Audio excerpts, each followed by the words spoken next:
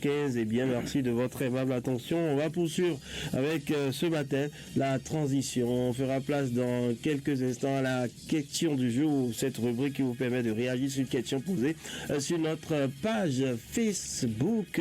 Et oui, là-bas, vous avez le choix de commenter ou de nous laisser juste des appréciations sur ce que vous pensez donc de cette interrogation laissée.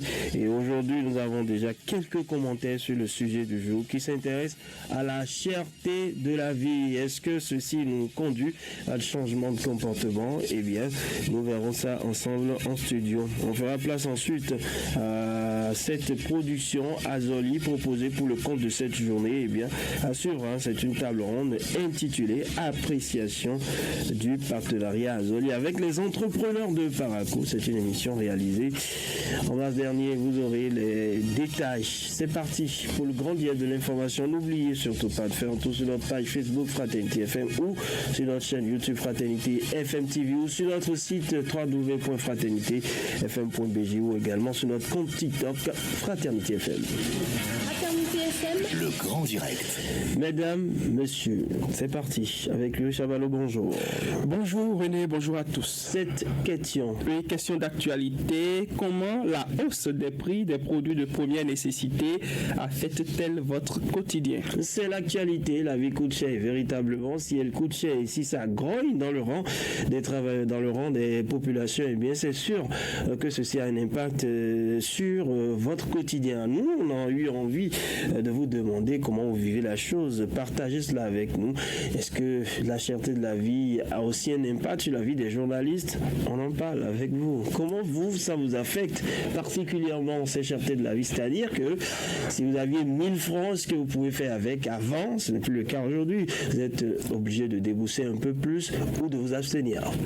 La cherté de la vie, René Soglo, nous rend beaucoup plus, je veux dire, mathématiciens que ce que nous étions par le passé, parce que vous êtes appelés à faire beaucoup plus de calculs, à mieux vous organiser sur le plan financier, sinon vous allez vous mordre les doigts. Vous savez, quand on parle de produits de première nécessité, ce sont ces produits-là présents sur le marché et dont on a forcément besoin pour pouvoir subvenir à nos besoins les plus vitaux, notamment ce besoin qui concerne, je veux dire, la nourriture, comment se nourrir. Quand vous allez sur le marché et que par exemple vous prenez 1 kilo de tel produit, surtout vivrier, auparavant à 100 francs et que cela passe désormais même à 125 francs, ça pose déjà problème. Et nous vivons aujourd'hui une situation où ça va jusqu'au double du prix que nous connaissons ce week-end, c'est pas le passé. L'huile d'arachide qui a fait son show et qui a grimpé.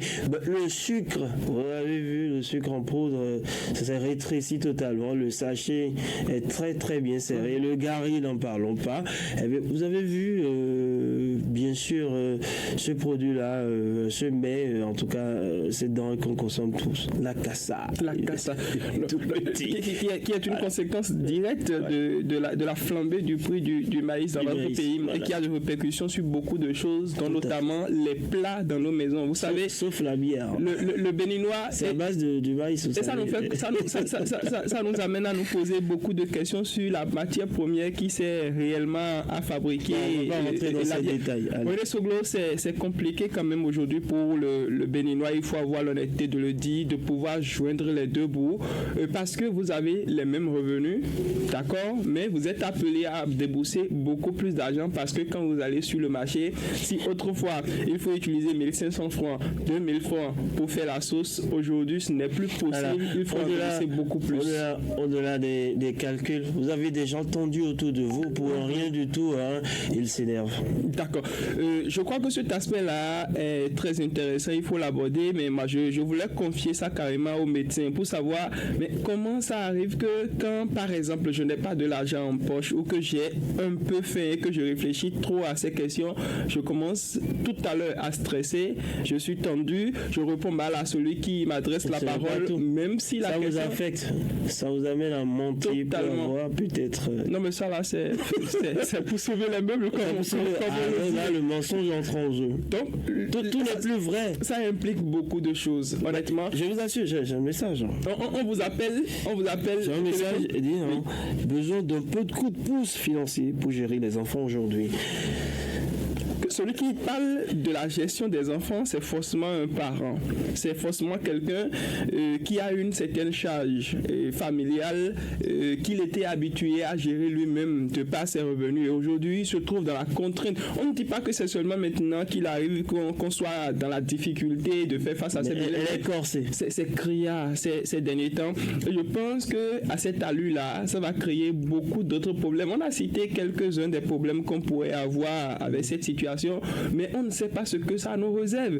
Vous avez vu, par exemple, je ne vais pas beaucoup stagner sur le problème, mais vous avez vu des travailleurs dans la rue pour dénoncer cette situation. Si on en est arrivé là, même si certains dénoncent le fait qu'il y a une main politique derrière la chose, c'est quand même forcément parce qu'il y a malaise dans le pays. C'est parce que voilà, même s'il y a une main politique, il y a une situation que cette main politique-là utilise pour pouvoir dire au gouvernement, attention, ça va mal dans le peuple. On ne mange plus forcément à notre faim. Auparavant, si vous étiez habitué à aller vous asseoir dans des restaurants pour manger à votre aise, prendre ce que vous voulez, prendre une bière là-dessus et tout, maintenant on calcule. Avant d'aller vous asseoir dans le restaurant même, je vais vous donner un truc comme exemple. Quand vous allez vous asseoir auparavant dans les restaurants, peut-être que vous avez l'habitude, je connais des gens, je ne vais pas citer des noms avec qui je sors, on achète et après on fait le point et on paye. Maintenant on dit ça c'est à combien? On fait le calcul avant d'acheter et de comment. Vous avez sorti le thème qu'il faut donner sur Glo. Je pense que c'est une situation qui devrait normalement interpeller les autorités. Seulement qu'on remarque que dans le même temps où nous parlons de cherté de la vie, cherté des produits de première nécessité, il y a toujours des véhicules avec de nouvelles immatriculations qui circulent. Il y a toujours de nouvelles motos qui sont achetées. Chacun a son temps de bonheur. Donc c'est un contraste. Pendant que d'autres sont en train de semer, d'autres récoltent. Donc c'est ça. C'est compliqué. C'est une période de semence pour d'autres, c'est une période de récolte pour d'autres. Moi je dis, cela amène quelque part. Mais ça pénalise tout le monde parce ce qu'il aurait dû débourser, bien évidemment, par le passé, il débourse aujourd'hui un peu plus. Oui. Même s'il a les moyens, c'est toujours difficile et compliqué pour lui. Et au-delà de ce qu'il débourse, le carburant, c'est beaucoup plus cher. L'électricité, l'eau, le loyer, les propriétés également ont changé de stratégie. Aujourd'hui, on ne veut plus même attendre avant de sonner. La vie coûte cher. Vous voulez prendre des millions. Je vous raconte la petite histoire, René Soglo. Oui. Le locataire dit, propriétaire, permettez-moi ce mois de bouffer encore un mois d'avance dans ce que je vous ai remis. Et le propriétaire dit, un instant, il va dans sa chambre, il prend les 2 avances qui restent, il remet ça et dit, si le mois prend fin, quitter la chambre, je vais prendre quelqu'un d'autre. Donc, on ne veut même pas accepter que, voilà. Non. C'est compliqué. Il y a eu un propriétaire qui disait à ses locataires, écoutez, je prends toujours le loyer au complet avant telle date. Figurez-vous que par le temps qui court, il a fini par prendre le loyer par Momo en trois tranches. Est-ce qu'il pouvait refuser? Ah oui, parce que le temps est dû pour tout le monde, il a fini par comprendre. Ce que je crains davantage, René Solo, c'est que je parlais tout à l'heure de l'aspect où chez certaines personnes, ça allait de bien se passer, genre on est dans de bonnes conditions, ou alors on améliore davantage même ces conditions. Moi, j'ai peur que ce constat que nous faisons embrouille le gouvernement sur le fait qu'il y a une grande frange de la population qui souffre le matin et qui a carrément du mal à faire face aux besoins quotidiens. On a décrypté en tout cas la situation sur le terrain, c'est difficile, les gens vivent autre, mais en même temps, au lieu de vivre, quelle solution? Je pense que la solution aujourd'hui, c'est le gouvernement, parce que c'est le gouvernement qui problème, c'est le manger. La solution. Ouais. Parce que même si tu n'as pas de l'argent, tu es rassasié, là tu as encore l'esprit tranquille, tu as encore la tête sur les épaules, comme on le dit, pour parler. Et moi, j'ai l'habitude de crier. Et ça m'a fait plaisir d'écouter les responsables syndicaux, les partenaires sociaux aussi, parler par exemple de ce projet qu'on appelle ONASA, qui a permis par le passé, René Soglo, de maintenir quelque part le prix des denrées alimentaires, surtout, je veux dire maïs, et d'atténuer le choc, de plafonner le prix et d'amener même les producteurs qui ont stocké les produits en temps de respecter ce prix-là au risque de ne pas vendre leurs produits. Donc je pense que c'est de ces solutions que le gouvernement doit prendre comme option aujourd'hui. J'ai vu un groupe syndical proposer au gouvernement de revenir encore pour augmenter les salaires. Si on avait augmenté, que ça n'a pas réglé le problème, même si on augmente encore maintenant, ça ne va pas régler le problème parce que le salaire peut-être... Nous ne sommes pas contre. Non, du tout pas. Du tout pas, on n'est pas contre. Et là, moi, je vais peut-être compléter que le secteur privé soit aussi pris en compte d'une manière ou d'une autre à travers les impôts et tout. Mais je me dis, quand on augmente le salaire, d'accord, et que les prix sont chers sur le marché, tu auras beaucoup d'argent en poche, mais tu es appelé à débourser encore beaucoup. Et puis voilà, c'est les mêmes situations que nous vivons toujours. Alors, vous le faites vidange pour votre moto, il faut débourser un peu plus. Tout ce que vous l'avez faire, il faut débourser par exemple 500 francs. Depuis, je ne vais pas citer le nom de l'entreprise, mais on lance un appel quand même au responsable de la structure. Oui, mais c'est comme ça. Bien évidemment, tout coûte cher. Même le conducteur de Tassimoto, c'est média communément, il te dit qu'il ne peut plus prendre 100 francs pour t'amener à un endroit où il prenait par le passé 100 francs. C'est compliqué. Mais là, ça pose un véritable problème où tout le monde veut profiter de l'autre parce que la vie est chère. Il y aura un commerçant aussi vit la situation de à cœur joie. Oui. Regardez par exemple la situation des casques Renault Soglo. Auparavant, tu pouvais aller acheter ton casque pour, je veux dire, le format moyen à 5 000 francs. Si tu négocies bien, que tu as un sourire là, il peut te vendre ça à 4 500. Aujourd'hui, on a amené ça à 7 000 francs, 8 000 francs. L'honnêteté a déserté le rang de certains commerçants, pas tout le monde. Parce que j'ai acheté un produit tellement cher la nuit dernière que je me suis dit, c'est parce que ce commerçant, il a compris que j'étais dans le besoin et que je ne trouverais pas ce produit avant la levée du jour. Et donc il joue sur ses aspects. Il a été sans pitié, il a vendu ça excessivement cher, mais comme tu en avais besoin, tu l'achètes. Mais c'est incroyable la façon dont le monde change. Par le passé, vous ne verrez pas des gens en train de faire les affaires de cette façon. Alors on va passer au message. Compliqué. Géraud Gambi, il est le tout premier porteur de commentaires. On rappelle aux internautes qui peuvent toujours nous laisser des commentaires, on va les lire. Il dit, si ça n'affecte pas quelqu'un, c'est que la personne ne vit pas au Bénin. Simplement. Et puis, Europa et Orugani. Bonjour le plateau. La hausse des prix des produits de première nécessité, oui. Alors, lorsque les autorités nous font croire ceci, plus de 50 milliards, plus de 30 milliards, plus de 20 milliards par-ci, par-là pour la subvention du secteur agricole, ces 3 dernières campagnes que les intrants agricoles sont passés de 12 000 à 17 000 pour les engrais et tout. Moi, je me demande dans quelles conditions ces subventions se font alors qu'on sent la chaleur dans le bas peuple.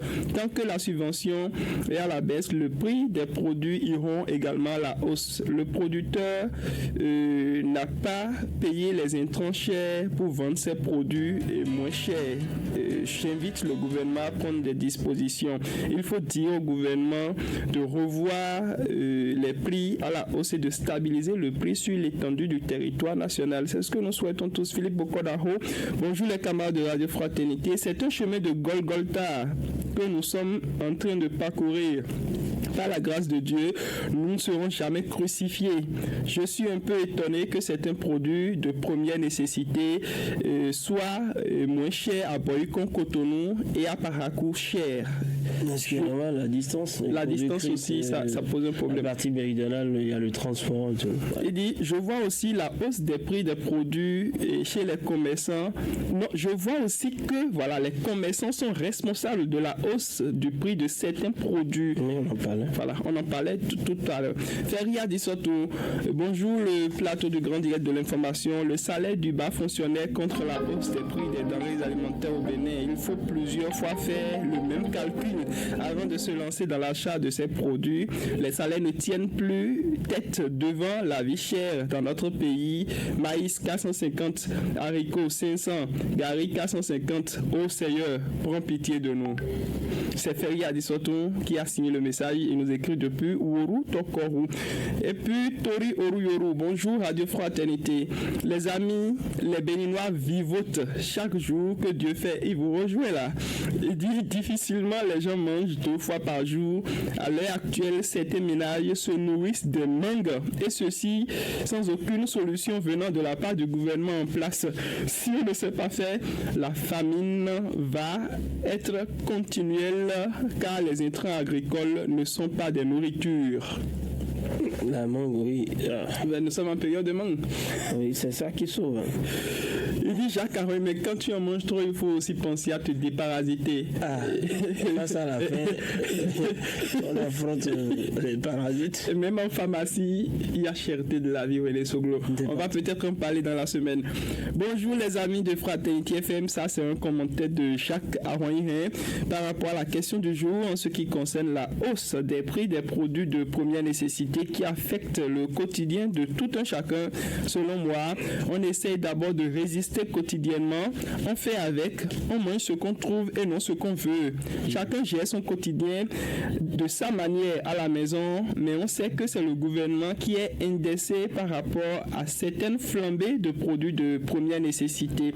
Je suis Jacques Awaïen, je vous écris depuis le quartier Transat. Diane Sekou a laissé un petit commentaire ce matin, il dit trop de casse-tête chaque jour face à cette situation, que Dieu nous sauve. Elias Soudemont vient juste après lui.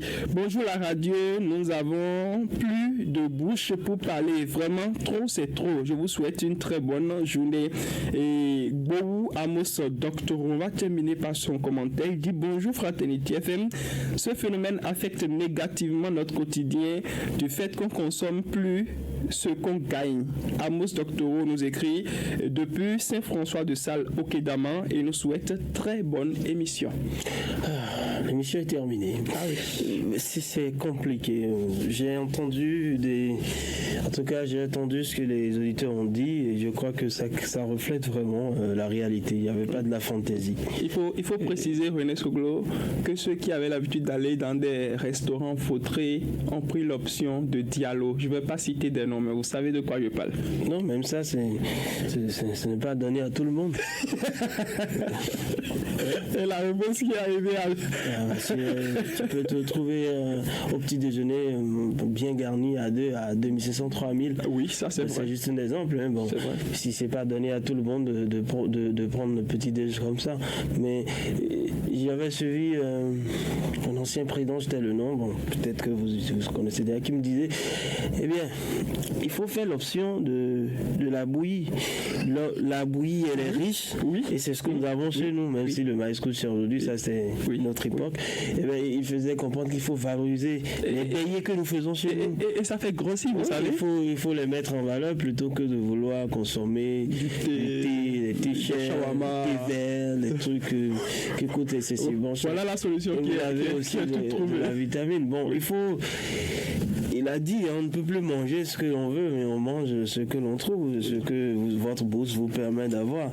Et si vous avez un peu aujourd'hui, vous pensez que c'est déjà bon, vous allez vous retrouver dans quelques jours à réfléchir encore. Et surtout, comme l'a dit Diane Sekou, casse-tête tous les jours. On garde espoir.